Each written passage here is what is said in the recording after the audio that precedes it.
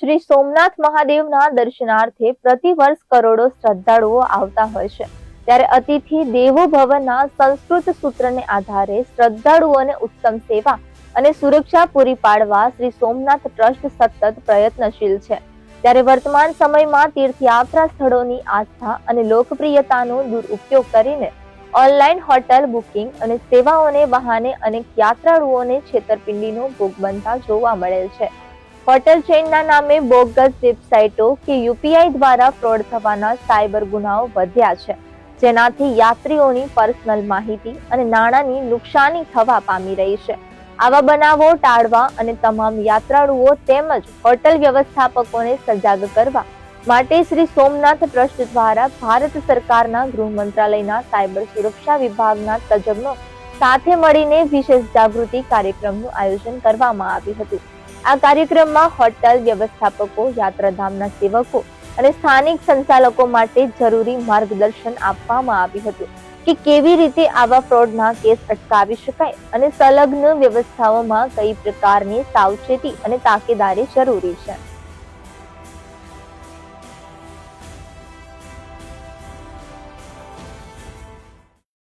આજરોજ સોમનાથ ટ્રસ્ટ અને સ્પેશિયલી દિલ્હીથી I4Cની ટીમ અમારે સોમનાથ મંદિર પ્રાંગણમાં પધારેલી। એમનું ઉદ્દેશ્ય હતું કે જે દેશ વિદેશથી જે શ્રદ્ધાળુ આવે છે સોમનાથ મંદિરની મુલાકાતે, એમની સાથે જે ફ્રોડ થાય છે, બુકિંગ સંબંધી ફ્રોડ થાય છે, પ્રસાદ સંબંધી ફ્રોડ થાય છે, એના અંગે અવેરનેસ લાવવામાં આવી કે આપણે કઈ વેબસાઇટ ઉપર વિઝિટ કરવી અને કઈ ફેક વેબસાઇટ છે એના ઉપર વિઝિટ ના કરવી। જો સપોઝ ઇન કેસ ફ્રોડ બની જાય તો શું એક્શન્સ લેવા, 1930 ઉપર કઈ રીતે કમ્પ્લેન રેઝ કરવી, કોઈ પણ ઓનલાઈન શોપિંગ કરતા પહેલા કે કોઈ પણ બુકિંગ કરતા પહેલા શું ધ્યાન રાખવું, અને જ્યારે કમ્પ્લેન્સ તમે નોંધાઈ દીધી હોય તો પોલીસ સ્ટેશન જઈને શું શું કાર્યવાહી કરી એના સંબંધી એક આખું સેશન કરવામાં આવ્યું। વિદ્યાર્થીઓ દ્વારા એક સ્મોલ નાટિકાનું મંચન કરવામાં આવ્યું, જેથી લોકોને થોડું મનોરંજન સાથે જ્ઞાનની પ્રાપ્તિ થઈ શકે।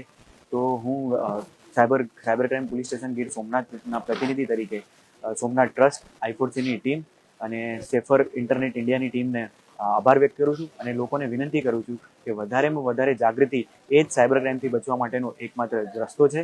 आज बहुत अच्छा प्रोग्राम रहा और सोमनाथ ट्रस्ट और गुजरात पुलिस और I4C और सेफर इंटरनेट इंडिया के एक जॉइंट कोलैबोरेशन थे। तो थोड़ा बैकग्राउंड एक ये था कि सोमनाथ मंदिर को टारगेट किया जा रहा था फेक बुकिंग्स के नाम से और गूगल में एड्स आ रही थी। तो फिर सोमनाथ ट्रस्ट के प्रयास से और साथ में मिलके उसको हम अधिकतर कंट्रोल कर पाए हैं।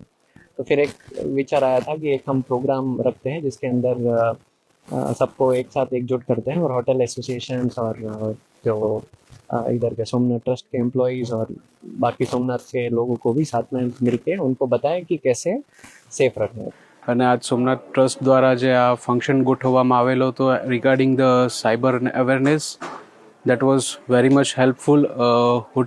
હોટલ્સને પણ જેટલી આમાં તકલીફ પડે છે, જે બધા ગેસ્ટ પણ ફીલ કરે છે, એ વસ્તુ આજે અહીંયા સોલ્યુશન અમને મળ્યું અને સાથે સાથે અમને અવેરનેસ પણ આપી, સાથે સાથે એ આટલી બીજી ઇન્ફોર્મેશન્સ પણ અમને મળી કે અમે બીજા લોકોને પણ અમે મદદરૂપ થઈ શકીએ। કદાચ કોઈ ગેસ્ટ સાથે થયું હોય, કોઈ પણ એવા ફ્રોડ્સ કે કંઈ પણ થયા હોય તો અમે એમને હેલ્પ આઉટ થઈ શકીએ। સાથે સાથે સોસાયટીમાં પણ કદાચ આસપાસના વ્યક્તિઓમાં કોઈની સાથે એવું ફ્રોડ કે કંઈ પણ થયું હોય તો અમે એમને પણ હેલ્પફુલ થઈ શકીએ। આટલું પ્રોપર વેમાં જે સેન્ટ્રલ ટીમ આવેલી હતી એ લોકોએ અમને સમજાવ્યું।